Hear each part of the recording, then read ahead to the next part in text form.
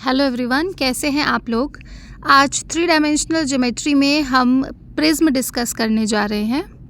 जैसा कि हम डेफिनेशन से देख सकते हैं, प्रिज्म एक 3 डायमेंशनल फिगर है जिसके दोनों सिरे या बेस आइडेंटिकल होते हैं और इसके वर्टिकल फेसेस होते हैं। सबसे पहले प्रिज्म के स्ट्रक्चर को समझने की कोशिश करते हैं। इसके लिए हम एक पॉलीगन को पेपर पे ड्रॉ करते हैं। अब पॉलीगन्स में हम सबसे पहले एग्जाम्पल ले लेते हैं ट्रायंगल का। अब आप इमेजिन करिए कि पेपर पे हम इसी ट्रायंगल को ऊपर उठा रहे हैं। अब जब हम इसे ऊपर उठा रहे हैं तो एक सिमिलर ट्रायंगल हमें ऊपर वाले एंड पर भी मिलेगा।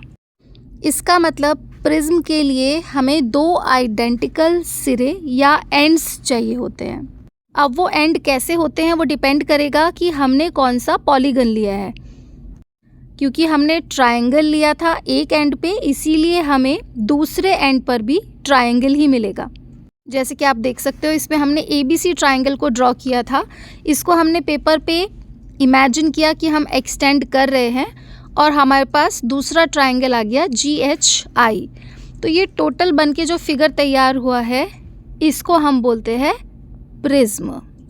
इसका मतलब ये हुआ कि प्रिज्म के लिए हमारे जो दोनों एंड्स हैं वो एकदम सिमिलर होने चाहिए। दैट मीन्स जो ट्रायंगल ABC की साइड है वो एग्जैक्टली सेम होनी चाहिए as the sides of triangle GHI। और अगर ये दोनों ट्रायंगल सेम नहीं हैं, डायमेंशन सेम नहीं है, तो ये फिगर को हम प्रिज्म नहीं कह सकते हैं। आगे बढ़ने से पहले आप इन कुछ टर्म्स को रिकॉल कीजिए। फ्लैट सतह को हम फेस कहते हैं। एजेस या साइड्स को मिलाने वाले पॉइंट्स को वर्टिसेस कहते हैं। अब आप काउंट कर सकते हो इस फिगर में कितने फेसेस हैं, कितने एजेस हैं और कितने वर्टिसेस हैं। अब देखिए, इसमें जितने भी कॉर्नर्स हैं ABCGHI, ये इन टोटल 6 वर्टिसेस हो गए। इन वर्टिसेस को जॉइन करने वाली लाइंस या एजेस या भुजाएं जैसे कि ABIH, इन सबको अगर हम काउंट करेंगे ABBCCA GHHI GI and also vertical edges, ये सब मिलाकर इन टोटल हमारे 9 एजेस हो गए। 3 वर्टिकल और 2 ट्रायंगल फेसेस हो गए। अब हम बात करते हैं प्रिज्म के क्रॉस सेक्शन एरिया की। क्रॉस सेक्शन एरिया हम जानते हैं, जब हम किसी भी 3D फिगर को किसी प्लेन से कट करते हैं तो जो 2D फिगर हमारे सामने आती है that is called cross section area. इसमें आप देख सकते हो, हमने जब प्रिज्म को कट किया है तो हमें एक और ट्रायंगल मिल रहा है EFD। अगर हम कट की पोजीशन को भी चेंज करते हैं और इसको दोबारा कट करते हैं थोड़ा नीचे से या थोड़ा और ऊपर से, तो भी हमें वापस से ट्रायंगल ही मिलेगा। आप देख सकते हो हाईलाइटेड ट्रायंगल EFD। अब हमें ये ट्रायंगल क्यों मिला? क्योंकि बेस ट्रायंगल था। अब अगर ट्रायंगल की जगह कोई और पॉलीगन होगा, जैसे रेक्टेंगल हो गया, पेंटागन हो गया, एंड इन दैट केस हमें जो 2D फिगर मिलेगी वो वही पॉलीगन मिलेगी। रेक्टेंगल के केस में रेक्टेंगल मिलेगा, पेंटागन के केस में कट करने पर पेंटागन मिलेगा, and so on. That means किसी भी प्रिज्म का क्रॉस सेक्शन एग्जैक्टली सेम होता है इसके बेस की तरह। जैसा बेस होगा वैसा ही क्रॉस सेक्शन होगा। और हम ये क्वेश्चन नहीं करेंगे कि कौन से वाले बेस जैसा होगा, अपर बेस जैसा या लोअर बेस जैसा, बिकॉज दोनों ही बेस सेम है। ट्रायंगुलर प्रिज्म जो हम डिस्कस कर रहे हैं इसकी डेफिनेशन आप देख सकते हैं।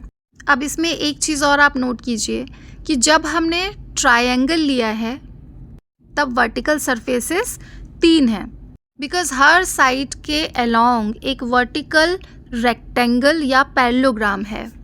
बेस साइड AB के अलोंग एक रेक्टेंगल है, CA के अलोंग एक रेक्टेंगल है और AB के अलोंग भी एक रेक्टेंगल है। दैट मीन्स अगर 3 से ज़्यादा साइड होते तो 3 से ज़्यादा पैरेललोग्राम हमें चाहिए होते वर्टिकल सरफेसेस के लिए।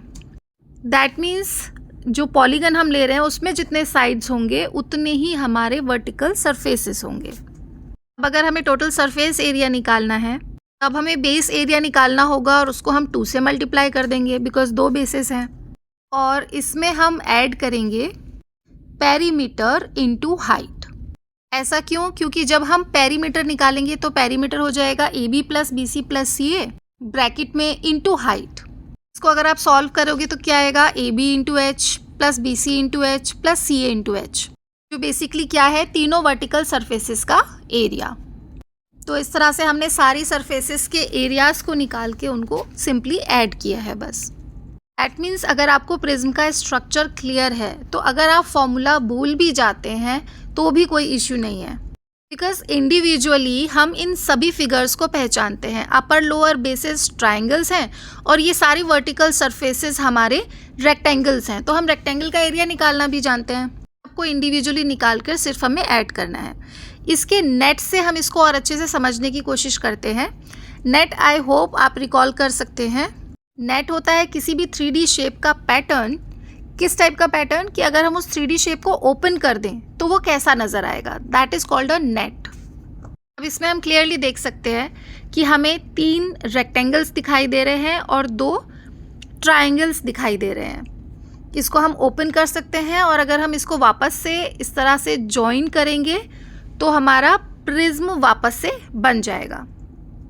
अब आपको यहाँ से ये चीज़ क्लियर हो रही होगी कि ऐसा क्यों है कि जितने साइड्स का पॉलीगन है उतने ही रेक्टेंगल्स की ज़रूरत है। अब आप इमेजिन करिए नीचे ट्राइंगल की जगह कोई और पॉलीगन होगा तो उसके साथ साथ हमारा जॉइन करने वाला रेक्टेंगल हमें ज़रूरी चाहिए होगा। अब इसमें एक चीज़ हमें क्लियर होनी चाहिए कि हम बॉटम में कोई भी बेस अगर हमें लेना है तो वो हम कोई भी पॉलीगन ले सकते हैं और उसके बेसिस पे हमारे पास बहुत सारे वैरायटी ऑफ प्रिज्म होते हैं। यहाँ पे ट्रायंगुलर प्रिज्म है क्योंकि हम ट्रायंगल यूज़ कर रहे हैं। रेक्टेंगुलर प्रिज्म भी होता है जब हम रेक्टेंगल बेस यूज़ करते हैं। इसी तरह से हम जैसे जैसे पॉलीगन यूज़ करते जाएंगे इसका नाम चेंज होता जाएगा। अब अगर हमें प्रिज्म का वॉल्यूम निकालना है तो सिंपली हमें बेस एरिया में हाइट से मल्टीप्लाई कर देना होगा तो हमारा वॉल्यूम निकल आएगा। That means the base area is the most important thing जो हमें पता होनी ही चाहिए, वॉल्यूम के केस में भी और सरफेस एरिया के केस में भी। अभी इस वीडियो में हम सिर्फ ट्रायंगुलर प्रिज्म को ही डिस्कस कर रहे हैं। सो ट्रायंगल की पोजीशन और ट्रायंगल के टाइप के हिसाब से भी टाइप ऑफ प्रिज्म चेंज हो जाएगा, जिसको अभी हम आगे डिस्कस करेंगे। अभी जो केस हमने लिया इसमें हमने इक्विलेटरल ट्रायंगल लिया जिसमें जो अपर वाला बेस है वो लोअर वाले बेस के राइट अबव था।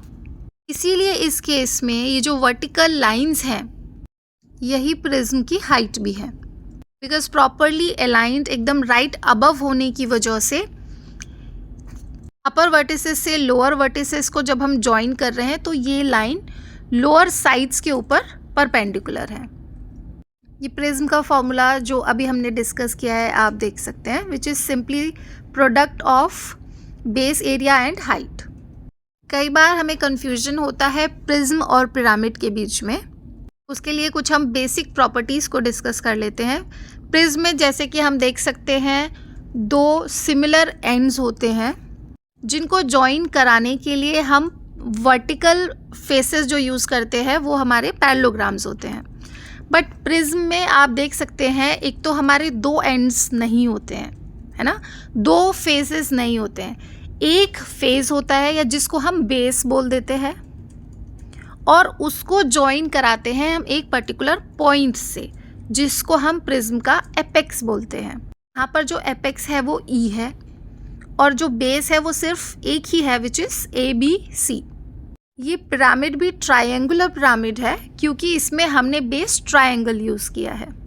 अब क्योंकि हम लोअर साइड्स को एक पॉइंट से जॉइन करा रहे हैं इसीलिए हमें पैरेललोग्राम्स नहीं मिलते हैं, इसलिए हमें ट्रायंगल्स मिलते हैं। इसीलिए किसी भी पिरामिड में भले ही हम कोई भी polygon as a base use कर रहे हो, वर्टिकल सरफेसेस हमेशा ट्रायंगल मिलते हैं। पिरामिड की हाइट निकालने के लिए हमें एपेक्स से बेस साइड पे परपेंडिकुलर डालना होगा। इसमें ये जो लाइंस हैं EAEBEC ये इसकी हाइट नहीं होती हैं, जो कि आप सिंपली समझ सकते हैं क्योंकि इसमें हमने सिर्फ लाइंस को एक पॉइंट से जॉइन कराया है, वो उसके परपेंडिकुलर नहीं हो सकती है। अब सिमिलैरिटी की बात करें तो सिमिलैरिटी सिर्फ ये है प्रिज्म और पिरामिड में कि इसमें भी जितने साइड्स का पॉलीगन हम यूज़ करते हैं उतने ही हमारे वर्टिकल फेसेस होते हैं, और पिरामिड के केस में भी जितने साइड्स का पॉलीगन हम यूज़ करते हैं उतने ही वर्टिकल फेसेस होते हैं। अब वापस आते हैं प्रिज्म के टाइप्स पर, जिसमें पहला है रेगुलर एंड इर्रेगुलर प्रिज्म। जब हम रेगुलर पॉलीगन यूज़ करेंगे तो हम उसको बोलते हैं रेगुलर प्रिज्म, और जब हम इर्रेगुलर पॉलीगन यूज़ करते हैं तो हम उसको बोलते हैं इर्रेगुलर प्रिज्म। रेगुलर मतलब जिसकी सभी साइड्स इक्वल हो, इर्रेगुलर मतलब जिसकी सारी साइड्स इक्वल ना हो। सबसे पहले जो हमने एग्जाम्पल लिया वो इक्विलेटरल ट्रायंगल का लिया था, तो इसीलिए वो रेगुलर प्रिज्म है। अब जो हम ट्रायंगल ले रहे हैं वो इक्विलेटरल ट्रायंगल नहीं है, तो इसको हम बोलते हैं इर्रेगुलर प्रिज्म। बट आप ध्यान से देखेंगे बाकी सारी प्रॉपर्टीज़ सेम है। MON ABC के राइट अबव है, इसलिए ये जो वर्टिकल साइड्स हैं यही इसकी हाइट है। नेट ओपन करेंगे तो हम देखेंगे कि इक्विलेटरल ट्रायंगल वाले प्रिज्म की तरह ही इसमें भी हमें 3 रेक्टेंगल मिल रहे हैं, बट इन तीनों रेक्टेंगल्स की साइड अलग अलग होगी। That is the only difference. उसमें जो हमें रेक्टेंगल्स मिले थे वो तीनों सेम थे क्योंकि हमारी साइड्स सेम थी। इसमें जो हमारी एक साइड है वो ही अलग है, तो इसीलिए रेक्टेंगल्स तीनों अलग अलग हैं। इस एरिया निकालने के लिए फॉर्मूला हम उसी हिसाब से लगाएंगे। एंगल का एरिया निकालने के लिए इन डिफरेंट सिचुएशन जो भी फॉर्मूलाज हम यूज़ करते आए हैं वो सारे मैंने एक जगह मेंशन कर दिए हैं, आप इनको एक बार गो थ्रू कर सकते हैं। अब इसमें नेक्स्ट टाइप को हम डिस्कस करते हैं, right pyramid and oblique pyramid. ये पिरामिड जो हम देख रहे हैं ये ऑब्लिक पिरामिड है क्योंकि ये एक तरफ को झुका हुआ है। राइट पिरामिड में अपर फेस लोअर फेस के एग्जैक्टली अबव होता है, इसीलिए अपर फेस से लोअर फेस पर जो भी हम लाइन ड्रॉप करते हैं वो एग्जैक्टली राइट एंगल पर होती है। इसीलिए वर्टिकल लाइंस को हमने माना कि वही पिरामिड की हाइट है, बट इस केस में ऐसा नहीं है।